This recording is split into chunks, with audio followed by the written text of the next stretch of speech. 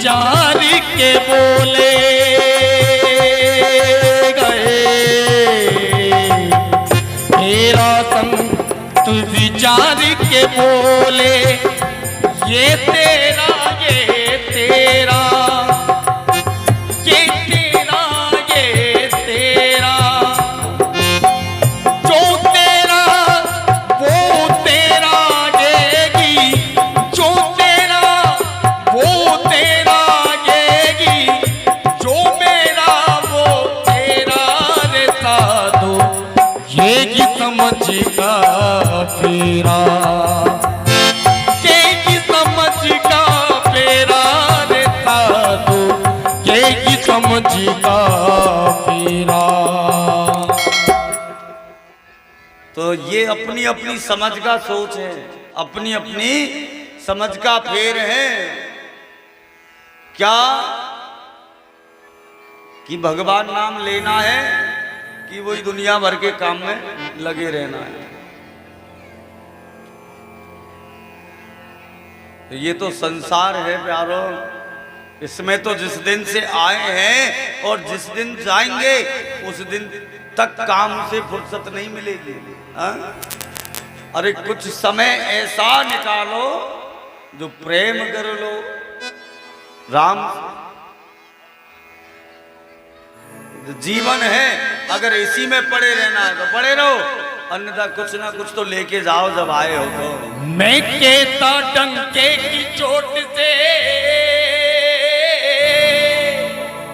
मैं कहता डंके की चोट से, ध्यान से सुनियो लाला अपना, हरि गे गजार गात वाला, वो दीन दयाला, हरि गे गजार गात वाला, अपना हरि गे गजार गात वाला, वो दीन दयाला, हरि गे गजार गात वाला। मैं कहता डंके की चोट से, मैं कहता डंके की चोट से, ध्यान से सुनियो लाला अपना, ये गजार गात वाला, वो दीन दयाला, हरि गे गजार गात वाला, अपना हरि गे गजार गात वाला, वो दीन दयाला, हरि गे गजार गात वाला। कौन बटोरे कंकर पत्थर, कौन बटोरे कंकर पत्थर, जब वो गात में गिरा, जब वो गात में गिरा, चंद सदा रहेगा कंचन, सदा कंचन सदा रहेगा कंचन, कंचन सदा रहेगा कंचन, और कथीर कथीरा, और कथीर कथीरा, सांच के आगे झूठ का निकला, सांच के आगे झूठ का निकला, हरदम यहाँ दिवाला अपना, हरि गे गजार गात वाला, वो दीन दयाला, हरि गे गजार गात वाला, अपना हरि गे गजार गात वाला, वो दीन दयाला, हरि गे गजार गात वाला। उसके तो हजारों क्या करोड़ों हाथ हैं। हाँ? बिन पग चलई सुनई बिनु काना, और कर बिन करम करई विधि नाना। वो जब देने पे आए तो पता नहीं कहां से दे दे, वो जब देने पे आए तो कोई पता नहीं है कहां से दे दे। तो नारद जी महाराज या कहने लगे, बोले माँ एक बात बताओ, घर में तो अच्छा प्रेम है, लेकिन मुझे एक बात बताओ, ये शंकर जी के गले में जो मुंड माला पड़ी है, ये किसके मुंड है, ये आपको बताया शंकर जी ने? पार्वती कहने लगी, बोले ये तो हमने ना तो पूछा और ना हमारे शंकर बाबा ने बताया। नारद जी कहने लगे, बोले भैया एक बात बताओ, जो माला रोज पहन रहे हैं उसी के विषय में नहीं बताया तो क्या खाक प्रेम करते हैं आपसे? अब तो नारद जी वहां से उठ करके बोले भैया अब हम चलते हैं। अब शंकर जी के हाथ, वो पार्वती के हाथ से नारद जी तो निकल गए, इधर माता जी का माथा ठनक गया। बात तो सही है, बात तो सही है कि आज तक ये ना तो बताया भोलेनाथ ने कि ये माला किसके मुंडों की है, ये माला किसके मुंडों की है नहीं बताया ना, हमने पूछा। अच्छा आज आने दो भोलेनाथ से इस विषय में पूछा जाएगा। अब नारद जी जब जाने लगे रास्ते में तो शंकर भगवान मिल गए। शंकर भगवान से प्रणाम किया, भोलेनाथ प्रणाम। भोलेनाथ कहने लगे नारद जी कहां से आ रहे हो? बोले बस आप ही घर से आ रहे हैं मैया से मिल करके। अच्छा भोलेनाथ आपको माता जी ने जल्दी बुलाया, थोड़ा घर जल्दी चले जाना। शंकर भगवान कहने लगे नारद जहां जिस घर में तुम चले जाओ और वहां की स्त्री उनके पति को याद ना करे ऐसा तो हो ही ना सके। शंकर भगवान आए हैं तो माता जी का मुंह ऐसा हो रहा था और एक कोने में बैठ गई जाके। अब तो शंकर जी ने आवाज लगाई, अरे पार्वती कैसे मन मलिन होकर के बैठी हो? पार्वती नहीं बोली। फिर आवाज लगाई नजदीक जाकर के, पार्वती क्या बात है, क्यों आज ऐसे बैठी हो? पार्वती कहने लगी, अरे बोले आप चुप ही रहो, दूर ही रहो। बोले क्यों? बोले आप तो एक नंबर के कपटी हो। पार्वती हम कपटी कैसे हैं? अरे गुरु मंत्र तक आपको बता रखा है, ध्यान में कौन छवि आज मैंने मेरे प्रभु की देखी वो तक मैं तुम्हें बताता हूं और तुम कहती हो कि मैं कपटी हूं। अच्छा तो ये बताओ ये मुंडों की माला किसके मुंडे है? ये माला में किसके मुंडे हैं? बोले बस इतनी सी बात। बोले हाँ। बोले पार्वती ये तेरे ही मुंडे हैं। पार्वती कहने लगी मेरे मुंडे मतलब? अरे बोले जब जब तुम इस पृथ्वी पर अवतार लेकर के आती हो और अपनी लीला का संभारण करके और इस शरीर को त्याग करके जाती हो तो मैं आपका मुंड लेता हूं और अपनी माला में पिरो लेता हूं। अब तो पार्वती का दिमाग और ज्यादा खराब हो गया। बोले भोलेनाथ अभी तो मैंने कहा कि तुम कपटी हो, लेकिन कपटी नहीं, आप तो अंदर से काले और महाकपटी हो। बाहर से तो काले हो ही, अंदर से भी काले हो। शंकर भगवान बोले अब इसमें कालेपन की बात कौन सी आ गई? बोले भोलेनाथ एक बात बताओ, मुझे बार बार और जन्म लेकर के आना पड़ता है और ये शरीर छोड़ना पड़ता है और आप हमेशा ऐसे ही बने रहते हो।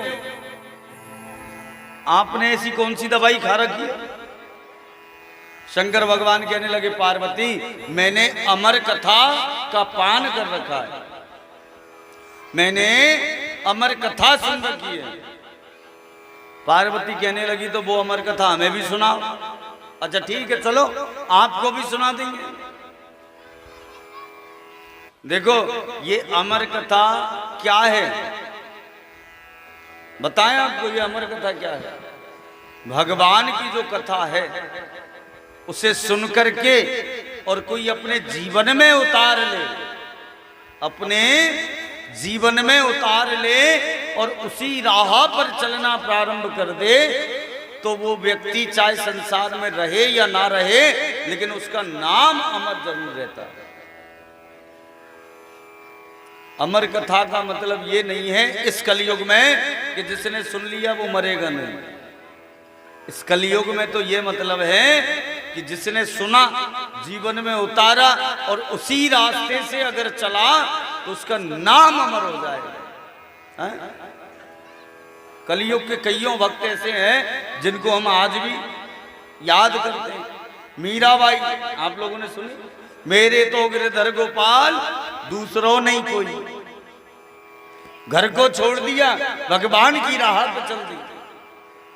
रैदास, कबीरदास कबीरदास जी को तो आप सब लोग जानते होगे लगभग लगभग हैं।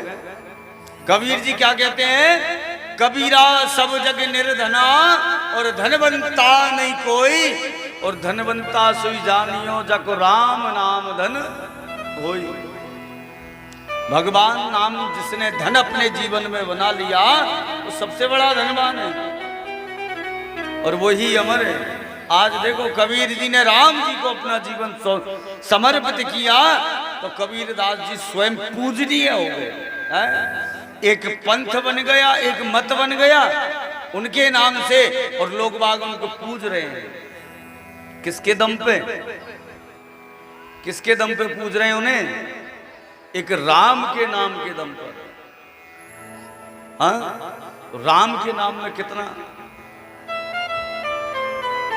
लेकिन यहां राम का नाम लेना ही कौन चाहता है? अभी कहो दोनों हाथ उठा के, ये देख लो है? महाराज जी लेना तो चाहते हैं पर निकलता नहीं है। भैया निकलेगा भी नहीं। क्यों?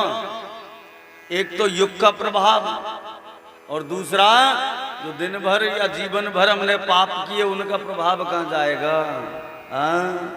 उनका वजन तो यहां रखा हुआ है। वो पाप कैसे नाम लेने देंगे? लेने देंगे क्या? नहीं ना। नाम अगर लेना है तो पक्का समझ लेना कि हमारे सर से पापों की गठरी दूर हो रही है। किसी ने पूछा महाराज जी जिसने नाम लिया उसके पाप उसके सर से उड़ गए, तो वो उड़ के गए कहां? ध्यान से सुनना हमारी बात को।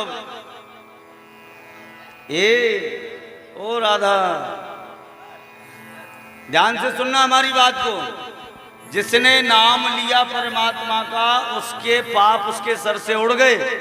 अच्छा, उड़ के गए कहां? जिसने नहीं लिया उसके सर पे जा बैठे।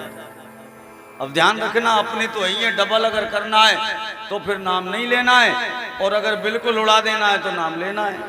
तो एक बार दोनों हाथ उठा के, सही बात है महाराज, कौन पापन ने झेले हुए हैं। तो यहाँ पार्वती को अमर कथा सुनाने के लिए भगवान शंकर अमरनाथ में पहुंचे हैं, बट वृक्ष के नीचे बैठे हैं। माँ पार्वती ने ओम ओम करके और कथा सुनी। कथा में ज्ञान का खंड जब आया तो निद्रा आ गई है पार्वती को। एक सुखदेव सुख पक्षी का बच्चा पीछे बैठा हुआ है। अब उसने सोचा कि कथा तो अच्छी है, कथा तो अच्छी है, और यहाँ माँ पार्वती सो गई। अब कैसे कथा सुनेंगे? तो उसने ओम ओम करना शुरू कर दिया। पूरी कथा हो गई। अंतिम में शंकर भगवान ने जयकारा लगाया, बोलिए वृंदावन बिहारी लाल की। अब जयकारा लगाया तो माँ पार्वती की नींद खुली। खुलते ही कहने लगी, अच्छा महाराज फिर बताएं उद्धव जी ने क्या कहा? बोले पार्वती अभी तुम वहीं बैठी हो पीछे, यहाँ तो कथा पूरी हो गई, यहाँ तो कथा पूर्ण हो गई। बोले भोलेनाथ मुझे तो नींद आ गई। अच्छा तुम्हें नींद आ गई तो ये ओम ओम करके फुकरा कौन दे रहा था? अब देखा तो पीछे वो सुख पक्षी बैठा हुआ है। भगवान शंकर ने और अपना त्रिशूल उठाया और उस सुख पक्षी का पीछा करना प्रारंभ किया। दौड़ पड़े हैं शंकर भगवान, उस सुखदेव के पीछे अपना त्रिशूल लेकर के दौड़ पड़े। देखो यहां कथा सुनने के कुछ नियम हैं। कथा जब भी सुने तो भागवत का जहां मंच बना है उसके सामने बैठ करके सुने, उसके सम्मुख बैठ करके सुने। पीछे बैठ के कभी कथा नहीं सुननी चाहिए। पीछे बैठ के सुनोगे तो वो कथा की चोरी मानी जाएगी, और चोरी में फल नहीं मिलता, पुण्य नहीं मिलता। तो क्या मिलता है? चोरी करने से क्या लगता है? पाप। देख लो अब आपको पाप के भागी बनना है कि क्या बनना है? तो चोरी नहीं करनी है, पीछे बैठ के कथा नहीं सुननी, आगे बैठ के सुननी है। अच्छा एक आसन पर बैठ करके सुननी है। महाराज जी एक आसन से तो नहीं बैठा जाता। अच्छा तो जो आसन आपको सूटेबल हो, जो आसन आपको आराम दे सके उस आसन पे बैठ के सुनो। लेकिन ये नहीं कि बैठे वहां और पैर इधर लंबे कर दिए हमारी तरफ, इधर पैर लंबे नहीं करने। क्यों? यह भागवत जी है ना आगे, ये भी पाप हो जाएगा अगर इधर पैर लंबे करोगे तो। कल देख रहे थे हम, एक दो ने यहाँ हमारी तरफ कर रखे थे। अच्छा पैर लंबे करने हैं तो बगल वाले के पास करो, इधर उधर तो वहीं के वहीं लड़ाई हो लेगी, हम तक तो नहीं पहुंचेगी। बोलो राधे राधे। कथा को वैसे नियम कहता है कि फलाहार करके कथा सुननी चाहिए, लेकिन आज के समय में फलाहार करके नहीं रह पाते हैं, तो एक टाइम फलाहार कर लो, एक टाइम भोजन कर लो। बोले महाराज जी उससे भी काम नहीं चलता, तो बोले तो दोनों टाइम भोजन कर लो, हल्का भोजन दोनों टाइम कर लो। बोले महाराज जी उससे भी नहीं रहा जाता। भैया तो कहा, बोले भोजन करो 25 बार, लेकिन कथा जरूर सुनो, भगवान की कथा जरूर सुनो। लेकिन भोजन में ऐसा भोजन हो कि तामसी प्रवृत्ति का नहीं होना चाहिए। बता रहे थे ना, लहसुन प्याज इत्यादि का निषेध, भक्षा भक्ष का निषेध, ज्यादा तीखा नहीं खाना, ज्यादा तेलीय नहीं खाना, ये सब पान नहीं करना चाहिए। क्यों?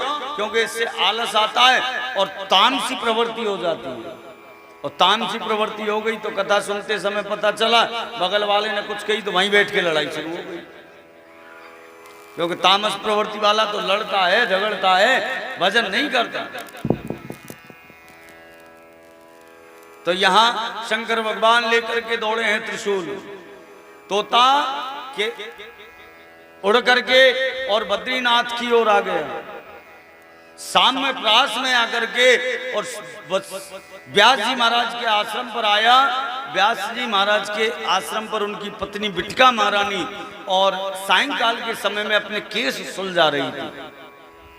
अब वो आती है ना, वो हापी हापी हापी कहते हैं ना, ऐसे करके। पहले नहीं करते थे, चुटकी नहीं बजाते थे, अब तो ऐसे आ करते तो चुटकी बजा लेते हैं।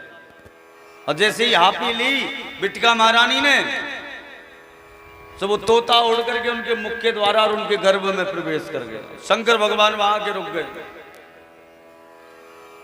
अब इधर व्यास जी को पता, भोलेनाथ आए, आकर के प्रणाम किया। शंकर भगवान क्या काम है, हमें ही बुला लेते वहां।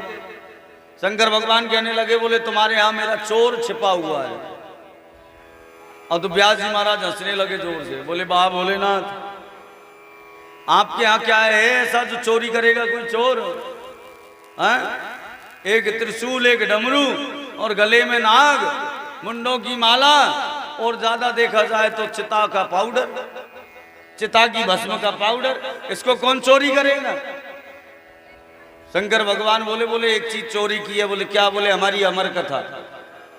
अच्छा भोलेनाथ, अमर कथा से होता क्या है? बोले जो सुन ले वो अमर हो जाता है। अब तो और जोर से हंसने लगे व्यास जी महाराज, और जोर से हंसने लगे। क्यों भाई, क्यों हंसते हो? अरे बोले जो अमर ही हो गया उसे आप मारने आए हो, कैसी बात करते हो भोलेनाथ?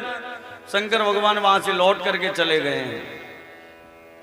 इधर सुखदेव जी महाराज माता के गर्भ में बड़े होने लगे हैं।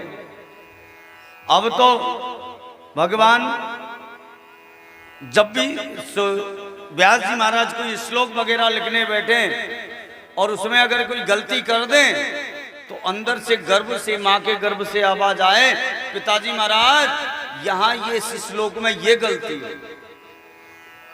अब तो व्यास जी महाराज सोचने लगे, क्या बात है, अंदर कोई साधारण जीव नहीं है, कोई विशेष जीव है। व्यास जी महाराज कहने लगे, भैया आप बाहर आओ, आपकी माता को परेशानी होती है। सुखदेव जी महाराज कहने लगे अंदर से, बोले बाहर तो आ जाएं, लेकिन बाहर आते ही विष्णु की माया पकड़ लेती है, हम नहीं आएंगे। व्यास जी कहने लगे, बोले आपको नहीं पकड़ेगी, मैं आपसे ये वादा करता हूं, मैं आपसे ये वादा करता हूं आपको विष्णु की माया नहीं पकड़ेगी। बोले ना, अगर स्वयं आकर के विष्णु कहें तो मैं मानूं, नहीं तो नहीं मानूं। भगवान ने आकर के और सुखदेव जी से कहा, बोले बेटा मेरी माया तेरा कुछ नहीं बिगाड़ पाएगी, आप मां के गर्भ से बाहर आइएगा। अच्छा देखो, जिसको भगवान की माया नहीं लगे तो वो जन्मजात ही संत होता है। जन्मजात, जन्म से ही संत हो जाता है। अब तो सुखदेव जी महाराज ने और जन्म लिया, और जन्म लेते ही और घर से निकल गए हैं, और निकले हैं तो जो शरीर पे मलमूत्र इत्यादि जो आच्छादित था उसे फेंकते हुए जा रहे हैं, और जो नाल था उसे अपने कंधे पर डाल लिया और निकल गए हैं। अब जब निकले हैं तो पीछे पीछे व्यास जी महाराज दौड़ रहे हैं, आवाज लगा रहे हैं, बेटा रुको, बेटा रुको। सुखदेव जी महाराज का कैसा स्वरूप है? यम प्रव्रजन्ते मनुपेत मपेत कृत्यम द्वैपायनो विरह का तरया जुहावा पुत्रेति तन्मयतया तरभो विनेदोस तम सर्वभूत हृदयं मुनिमान तोस्मि यम प्रव्रजन्त मनुपेत मपेत कृत्यम द्वैपायनो विरह का तर आजुहावा। जन्म लेते ही दौड़ गए हैं तो पीछे से व्यास जी महाराज विरह में आवाज लगाते जा रहे हैं, बेटा रुको, बेटा रुको, बेटा रुको। लेकिन जिसको माया ने नहीं पकड़ा वो किसका बेटा और किसका पिता? अब तो जब व्यास जी महाराज आवाज लगाने लगे तो जंगल से लौट करके आवाज आने लगी है, बेटा रुको, बेटा रुको, गूंजती है ना आवाज। आगे जब निकले हैं तो एक सरोवर में कुछ कन्याएं निर्वस्त्र होकर के स्नान कर रही थी। सुखदेव जी महाराज ने जब जन्म लिया तो उनकी साल थी, उनकी उम्र थी अष्टद्वी 16 वर्ष। 16 वर्ष की उम्र तक मां के गर्भ के अंदर रहे।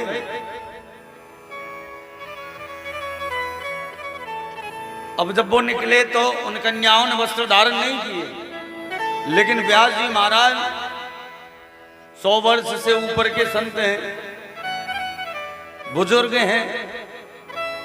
उनको जब उन कन्याओं ने देखा तो बाहर निकल के और अपने वस्त्र धारण कर लिए।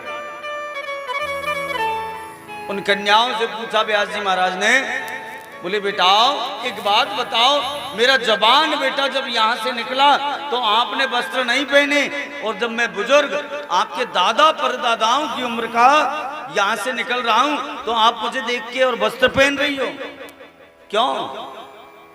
उन कन्याओं ने एक बड़ा सुंदर जवाब दिया। बोले महाराज जी, आपका जो बेटा है उसे खुद पता नहीं कि मैंने वस्त्र पहने हैं कि नहीं पहने, तो वो दूसरे में क्या फर्क करेगा कि ये नग्न अवस्था में है या वस्त्र पहने हुए है। और आप तो इतना समझते हो कि ये स्त्री है, ये पुरुष है, ये नग्न अवस्था में है, ये वस्त्र पहने हुए है। आपको इस चीज का भान है, आपके बेटे को इसका भान नहीं है। वो तो संत है। तुरंत व्यास जी महाराज समझ गए और वहीं से लौट करके वापस आ गए। सुखदेव जी महाराज और जंगल में चले गए हैं। जंगल में जाकर के सुखदेव जी महाराज ने और निराकार का भजन प्रारंभ कर दिया। निराकार का भजन प्रारंभ किया है। इधर व्यास जी महाराज अपनी कुटिया पर और असंतोष में बैठे हुए हैं। एक दिन नारद जी आए, आकर के कहने लगे, महाराज क्या बात है, आपने इतने इतने पुराण लिखे, इतने इतने वेद लिखे, आपका मन असंतोष क्यों है? व्यास जी महाराज कहने लगे, पता नहीं नारद जी, जाने ऐसी कौन कमी मुझसे रह गई। नारद जी कहने लगे, आपने संतों का संग नहीं किया। और संतों का संग नारद जी ने अपने पूर्व जन्म के वृतांत को बताया। बोले पूर्व जन्म में मैं एक दासी का पुत्र था और संतों की कृपा से और आज मैं ब्रह्मा का पुत्र नारद बन के आया हूं। देव दत्ताम मिमाम वीणाम, देवताओं ने मुझे वीणा दी है। तो बताओ, संतों का संग बड़ा सुंदर और सटीक होता है। संतों का संग परमात्मा से मिला देता है। तो नारद जी ने जब अपने और पूर्व जन्म की कथा सुनाई तो व्यास जी ने संत नारद का संग करके और श्रीमद् भागवत महापुराण की कथा का और रचना प्रारंभ कर दी। अब जब तक रचना कर रहे हैं व्यास जी महाराज, तब तक एक भजन सुन लो।